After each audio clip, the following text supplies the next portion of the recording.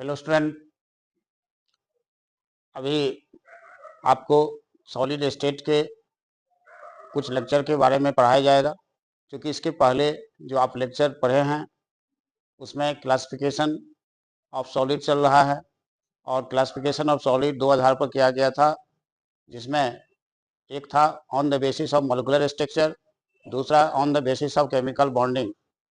पिछले वीडियो में आपने मॉलिक्यूलर स्ट्रक्चर के आधार पर क्रिस्टलाइन सॉलिड को पढ़ा, नॉन क्रिस्टलाइन सॉलिड को पढ़ा, उसके कैरेक्टर को पढ़ा, डिफरेंस को पढ़ा, सुपर कूल लिक्विड पढ़ा और उसके बाद inter conversion of crystalline solid and non crystalline solid को पढ़ा। फिर उसके बाद जब हम केमिकल बॉन्डिंग में प्रवेश किए तो उसमें आपने आयनिक सॉलिड को पढ़ा, फिर कोवलेंट सॉलिड को पढ़ा।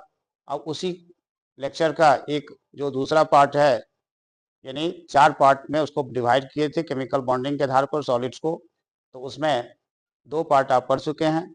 तीसरा पार्ट है मॉलिक्यूलर सॉलिड, उसको आज पढ़ेंगे। चलिए हम लोग मॉलिक्यूलर सॉलिड को पढ़े।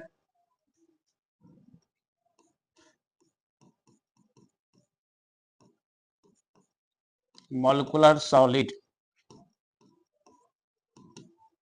इसको हिंदी में क्या कहते हैं? आणविक ठोस।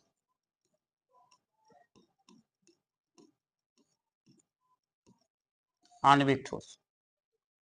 तो जैसा कि पहले के जो आपने पढ़ा आयनिक कोवलेंट सब का परिभाषा पढ़े, फिर उसके एग्जाम्पल पढ़े और गुण पढ़े, उसी तरह यहाँ भी आप सबसे पहले इसका परिभाषा लिखिएगा। वे सॉलिड जिसमें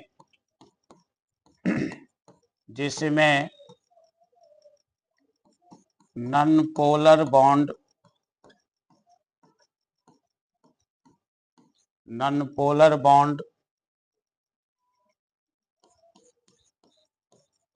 पोलर बॉन्ड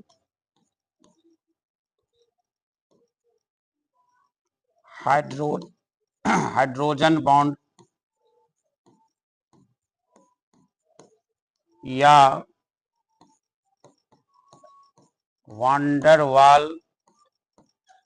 वांडरवाल फोर्स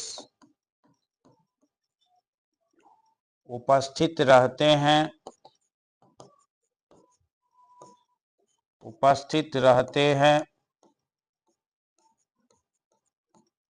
उसे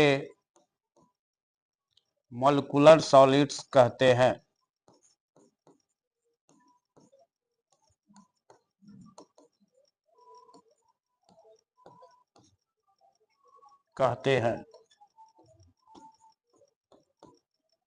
तो इस सॉलिड का क्षेत्र बड़ा है। आप देख रहे हैं परिभाषा से भी लगता है कि इसमें बहुत सारे सॉलिड आते हैं। तो इसमें क्या है कि वे सॉलिड्स जिसमें नॉन पोलर बॉन्ड, एक टर्म आ रहा है नॉन पोलर बॉन्ड, दूसरा टर्म आ रहा है पोलर बॉन्ड, तीसरा टर्म आ रहा है हाइड्रोजन बॉन्ड और एक और टर्म आ रहा है वांडरवाल फोर्स, ये उपस्थित रहते हैं, उसे मॉलिक्यूलर सॉलिड कहते हैं। तो अभी आप इस डेफिनेशन को, इसमें जो पॉइंट आउट हुआ है, इस पॉइंट के आधार पर इसको हम 3 भाग में बांट देंगे तो कंसेप्ट क्लियर हो जाएगा। इसको बेहतर कंसेप्ट में लाने के लिए इसको 3 भाग में डिवाइड कर देते हैं। चलिए लिखिएगा।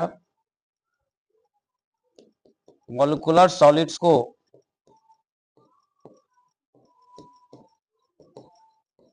सॉलिड्स को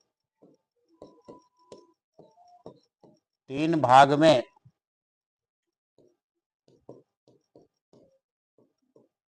बांटा जा सकता है।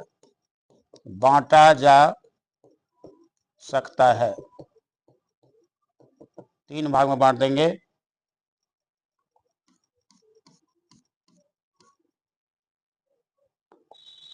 तो पहला नंबर लिखेंगे नॉन पोलर सॉलिड्स, इसको हिंदी में कहते हैं अध्रुवीय ठोस। दूसरा नंबर लिखेंगे पोलर सॉलिड्स,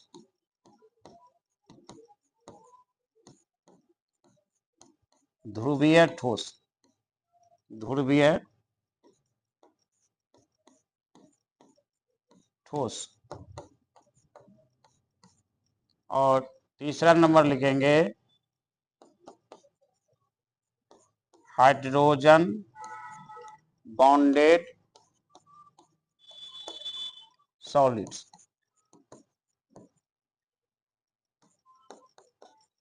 हाइड्रोजन बंधन युक्त ठोस।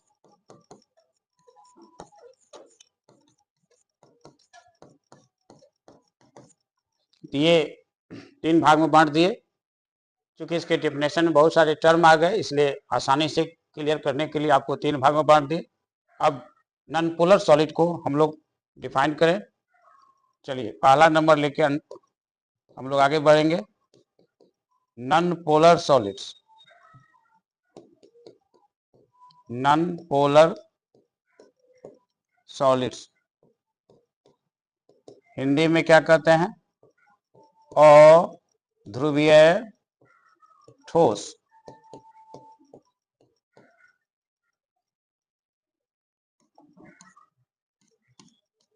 अध्रुवीय ठोस।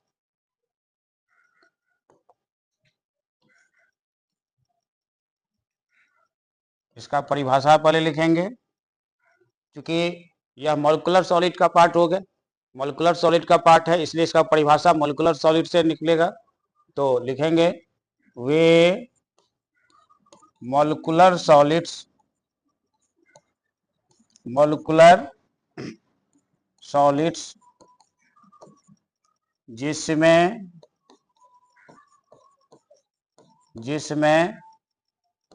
नॉन पोलर बॉन्ड या वांडर वाल फोर्स उपस्थित रहता है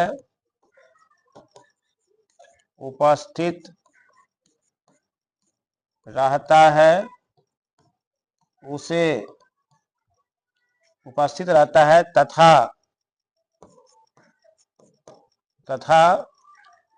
उसका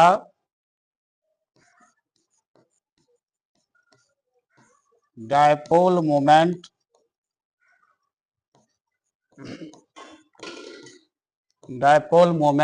जिसको आप म्यू से सूचित करते हैं, शून्य होता है,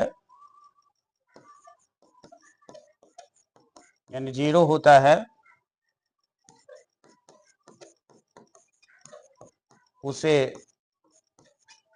उसे नॉन पोलर सॉलिड्स कहते हैं। Non polar solid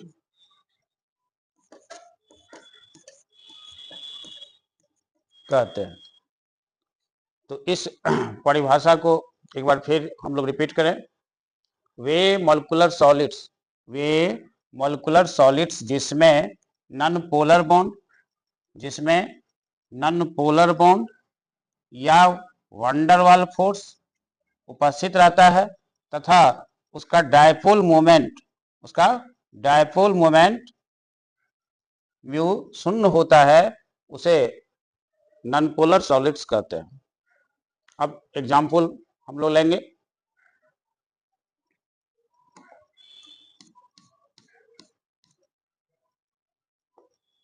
example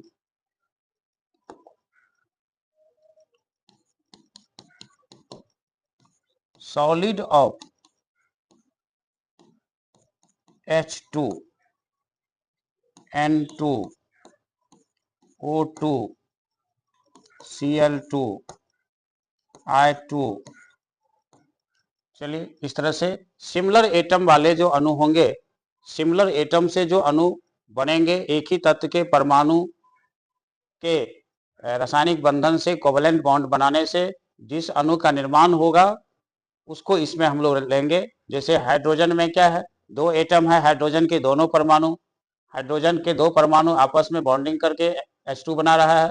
nitrogen के 2 परमाणु आपस में बॉन्डिंग करके N2 बना रहा है।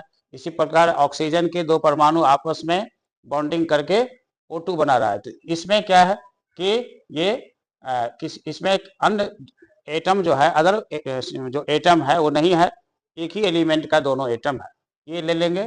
उसके बाद कुछ ऐसे होंगे, चूंकि अभी आप देखें इसमें जो टर्म आया है नॉन पोलर बॉन्ड, तो नॉन पोलर बॉन्ड से कनेक्टेड कुछ एग्जांपल आ गया। अब वांडर वाल फोर्स से कनेक्टेड ले लेंगे, तो वांडर वाल फोर्स से कनेक्टेड क्या होगा, हीलियम ले लीजिए, नियॉन ले लीजिए, आर्गन ले लीजिए। ये निष्क्रिय गैस आप इसमें ले सकते हैं, क्योंकि निष्क्रिय गैस जो है बॉन्डिंग नहीं करता है, और कुछ उसका जो जैसे जेनॉन का कुछ कंपाउंड भी फॉर्म हुआ है, लेकिन इस तरह का उसमें जो बचा हुआ है जैसे हीलियम है, नियॉन है, आर्गन है, ये बॉन्डिंग नहीं करता है, फिर भी इसको फोर्स के आधार पर, मोलिकुलर फोर्स के आधार पर सॉलिड फॉर्म में लाया जा सकता है।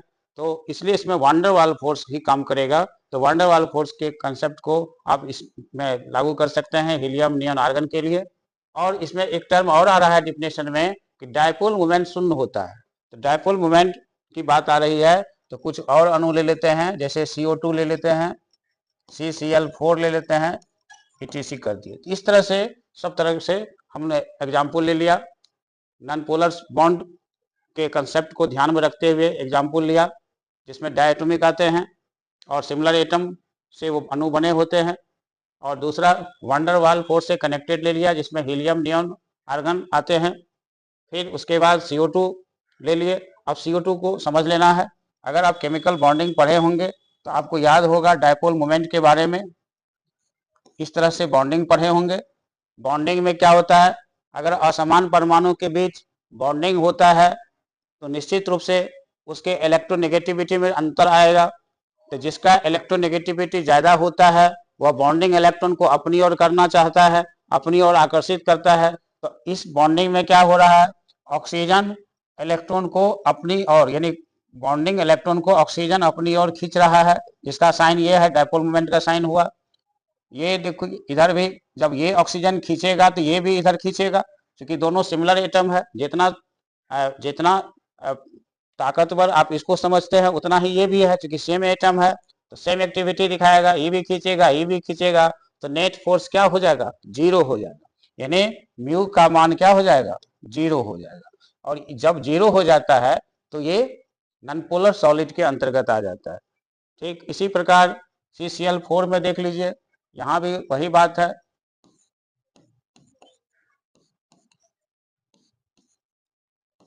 ये देख लीजिए, अब यहाँ कार्बन और क्लोरीन के बीच में जब आप कंपैरिजन करेंगे तो क्लोरीन की इलेक्ट्रोनेगेटिविटी कार्बन से बहुत अधिक होती है।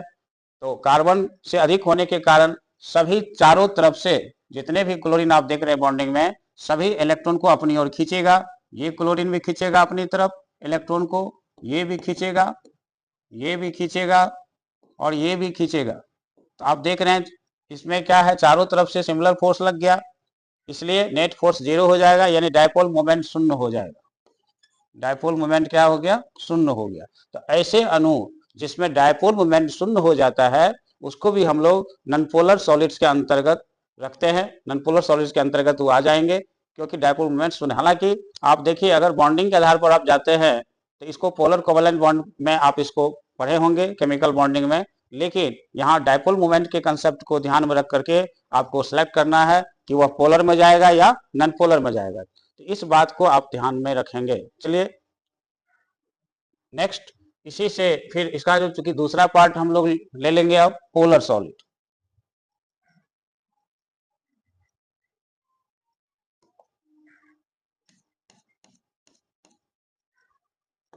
पोलर सॉलिड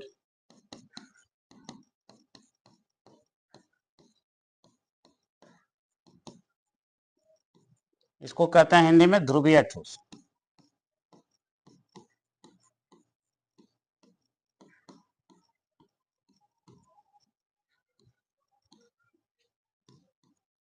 वे मॉलिक्यूलर सॉलिड्स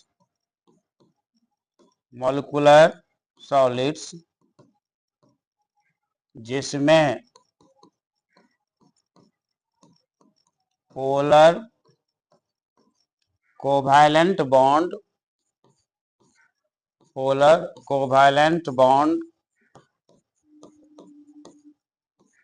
उपस्थित रहते हैं, पोलर कोवैलेंट बॉन्ड उपस्थित रहता है तथा उसका डायपोल मोमेंट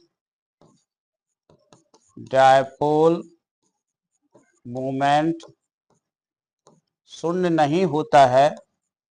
डायपोल मोमेंट जिसको आप म्यू से सूचित करते हैं, शून्य नहीं होता है, यानी जीरो नहीं होता है,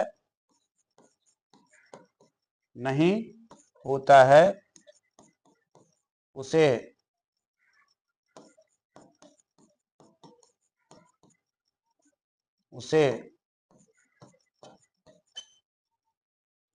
पोलर सॉलिड्स कहते हैं।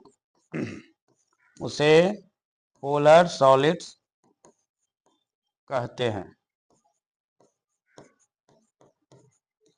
ये इसका परिभाषा होगी। दोनों की परिभाषा में क्या अंतर है? उसमें नॉन पोलर बॉन्ड का रेफरेंस हुआ, इसमें पोलर कोवलेंट बॉन्ड का रेफरेंस हुआ। नॉन पोलर बॉन्ड क्या होता है? इसके अभी जस्ट हमने बताया कि सिमिलर एटम के बीच बनता है, और polar covalent bond dissimilar atom के बीच बनता है और समान परमाणुओं के बीच बनता है। तो चलिए अब हम लोग इसमें एक कंडीशन और आप देख रहे हैं ऐड हुआ है कि इसमें डायपोल मोमेंट जो है वो शून्य नहीं होता है। ध्यान रखना है कि डायपोल मोमेंट शून्य नहीं होता है, तो ऐसे सॉलिड्स जो भी होंगे वो पोलर सॉलिड्स के अंतर्गत आएगा। चलिए एग्जाम्पल पर हम लोग अब बात करें।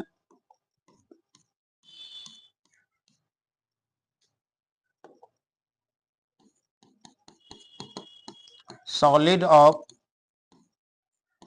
H2O, NH3,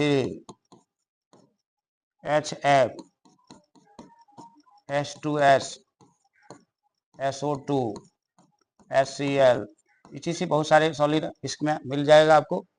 तो ये अब किसी इसको हम समझते हैं, जैसे हम अमोनिया को लेकर के बात करें, इसके बॉन्डिंग को देखिए।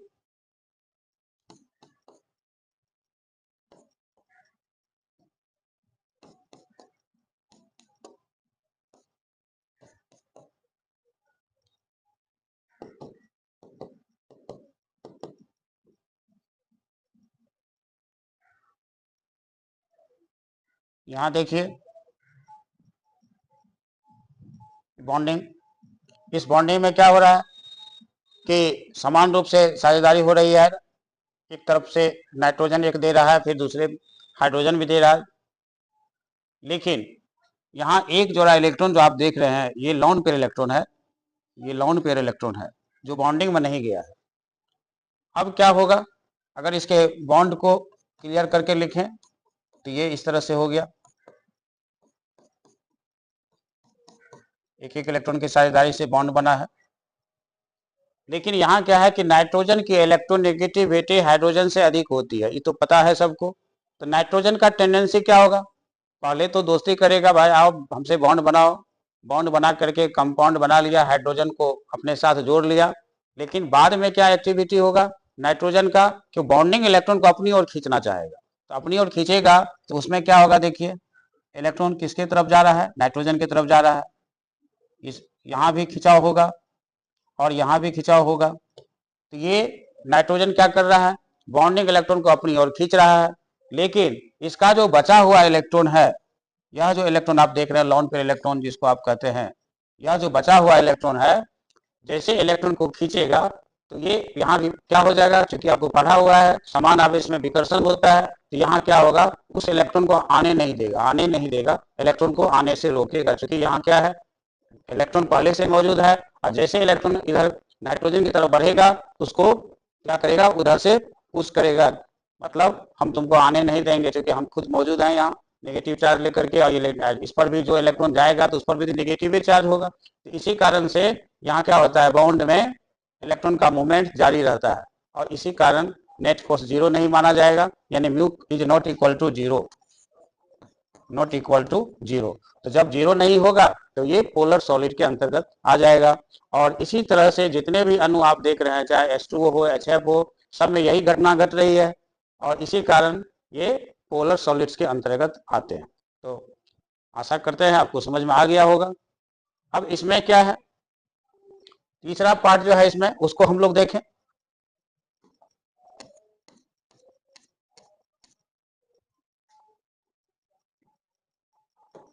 तीसरा पार्ट क्या है? Hydrogen bonded solid. Hydrogen bonded solid. Hydrogen बंधन युक्त ठोस। हाइड्रोजन बंधन युक्त ठोस। इसका क्या परिभाषा लिखिएगा, देखिएगा। चलिए, वे मॉलिक्यूलर सॉलिड्स, मॉलिक्यूलर सॉलिड्स जिसमें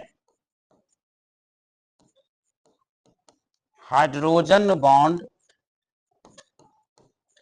हाइड्रोजन बॉन्ड उपस्थित रहते हैं, उपस्थित रहते हैं, उसे हाइड्रोजन बॉन्डेड सॉलिड कहते हैं। हाइड्रोजन बॉन्डेड सॉलिड कहते हैं। ये इसका परिभाषा आ गया। एक बार फिर रिपीट करें परिभाषा को। वे मॉलिक्यूलर सॉलिड्स जिसमें हाइड्रोजन बॉन्ड, हाइड्रोजन बॉन्ड उपस्थित रहते हैं, उसे हाइड्रोजन बॉन्डेड सॉलिड कहते हैं। अब ये हाइड्रोजन बॉन्ड का भी कंसेप्ट होना जरूरी है।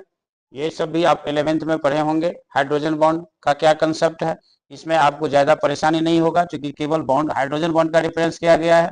तो हाइड्रोजन बॉन्ड के आधार पर आप आसानी से इसको समझ लेंगे। तो हाइड्रोजन बॉन्ड क्या होता है? अगर हाइड्रोजन का परमाणु केमिकल बॉन्डिंग में कहीं भी ऑक्सीजन से जुड़ा होगा, या नाइट्रोजन से जुड़ा होगा, या फ्लोरीन से, ये तीन एटम आप याद कर लीजिए। बेसिकली यही तीनों एटम है, ऑक्सीजन, नाइट्रोजन और फ्लोरीन। ये तीन से किसी से अगर जुड़ा है, तीन में से किसी से, ऑक्सीजन से, नाइट्रोजन से या फ्लोरीन से, तो वहाँ हाइड्रोजन बॉन्ड मौजूद हैं, उसमें हाइड्रोजन बॉन्ड उपस्थित है। इस तरह का कंसेप्ट अगर आपके पास रहेगा तो आप आसानी से पकड़ लेंगे। तो ध्यान रखना है। अब इसको आप कोड में भी याद रख सकते हैं। एफ मतलब फ्लोरीन है, ओ से मतलब ऑक्सीजन, एन से नाइट्रोजन, पता है सबको, जिसको फोन के रूप में आप याद कर ले। Phone, when phone is connected with hydrogen atom it gives hydrogen bond. इस तरह से भी आप मेमोरी में रख सकते हैं कि जब हाइड्रोजन का कनेक्शन फोन के साथ हो तो उसमें हाइड्रोजन बॉन्ड होता है। इस बात से आप इसको याद रख सकते हैं। चलिए, तो एग्जाम्पल पर हम लोग आ जाते हैं। एग्जाम्पल ले लेंगे। Solid of H2O, NH3, HF, ETC। तो ये तीन पॉपुलर एग्जाम्पल आपको मिल गया। तीनों का आपने यहाँ एग्जाम्पल ले लिया। ऑक्सीजन से कनेक्टेड है, यहाँ हाइड्रोजन किससे कनेक्टेड है, देख लीजिए। हाइड्रोजन किससे कनेक्टेड है? ऑक्सीजन से। यहाँ ये इसमें हाइड्रोजन किससे कनेक्टेड है? नाइट्रोजन से। इसमें हाइड्रोजन किससे कनेक्टेड है? फ्लोरीन से।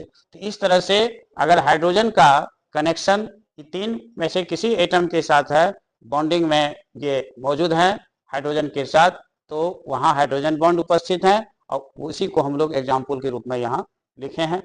अब एक सवाल यहाँ आ सकता है कि यह सॉलिड जो है, अभी जो आप पोलर में भी इसको लिखा गया था, पोलर में भी लिखा गया था, लेकिन यहाँ देख रहे हैं कि हाइड्रोजन बॉन्डेड में भी है।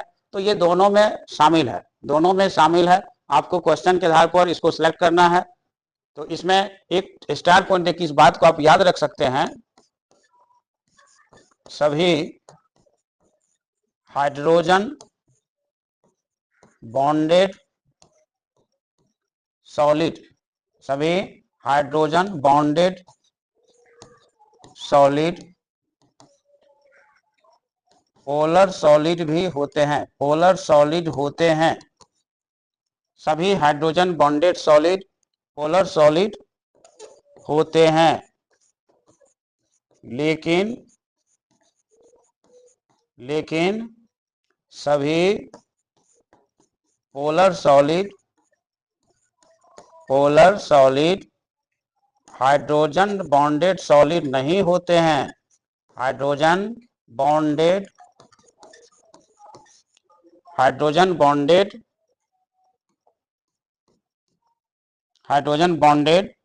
सॉलिड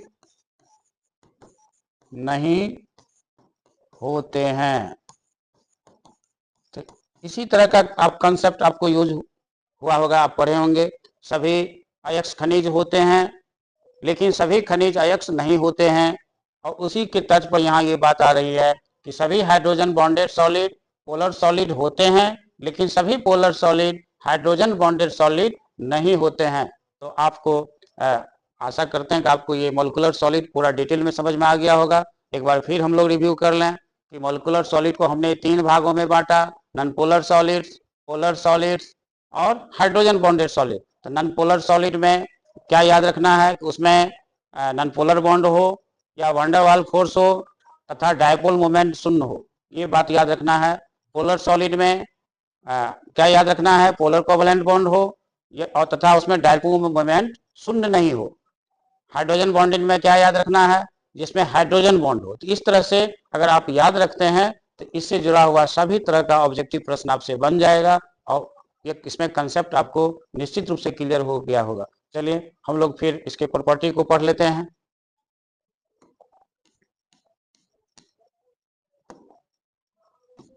प्रॉपर्टीज पढ़ लेते हैं। Properties of molecular solids.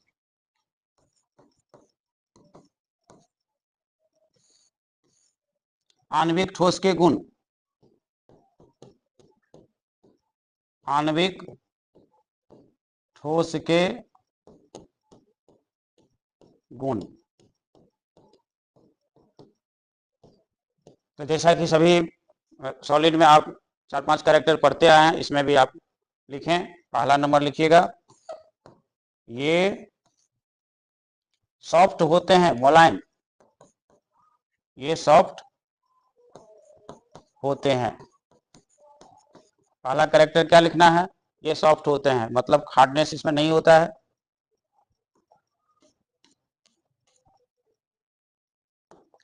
दूसरा, ये अधिकांशतः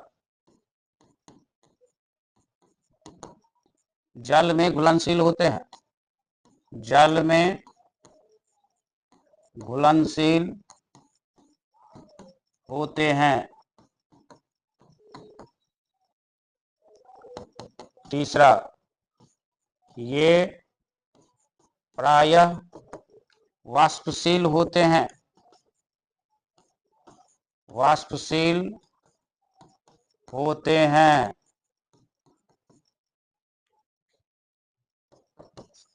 चौथा लिखिए, इनके द्रवणांक निम्न होते हैं, कम होते हैं। इनके द्रव्यमान निम्न होते हैं। और 5वां पॉइंट लिखिएगा, ये विद्युत के कुचालक होते हैं।